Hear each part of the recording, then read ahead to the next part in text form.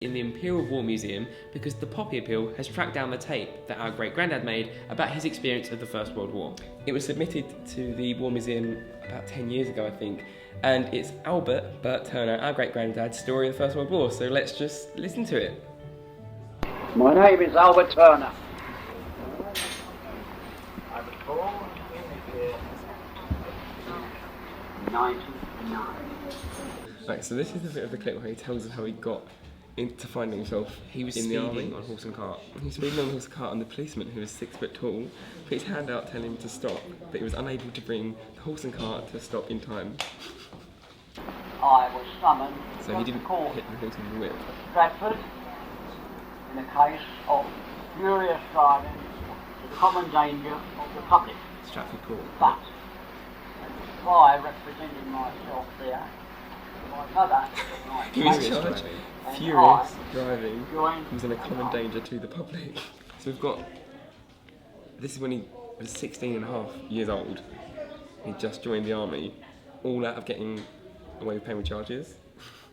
I must relate that this unit that I was in was a unit where we had the job to test the strength of the Germans in artillery and manpower. Oh my god, he was special ops. We had a Lewis gun and revolver.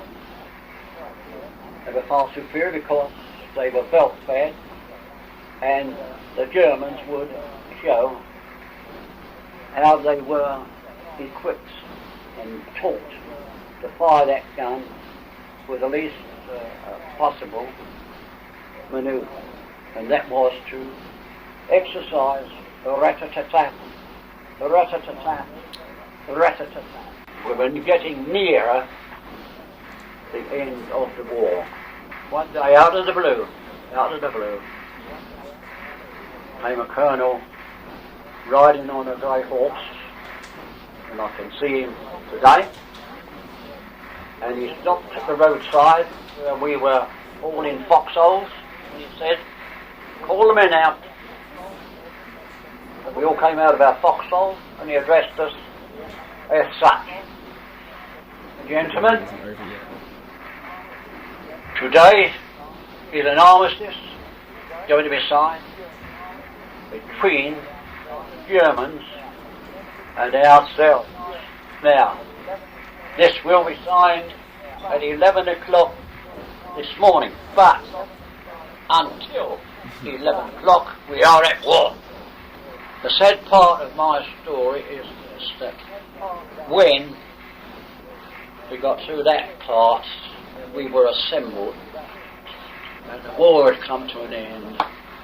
The day came for searching the battlefield, finding all our mates, including the Sergeant Major, and so their bodies were interred in one large grave. And I think myself, justice was done in every possible way.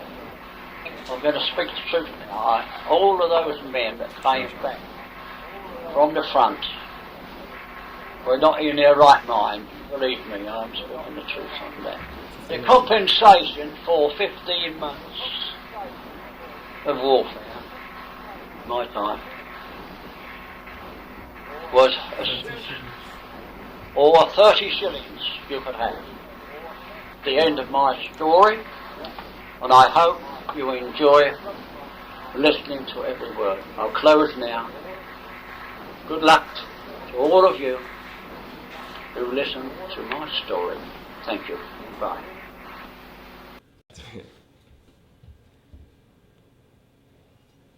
I don't know what to say.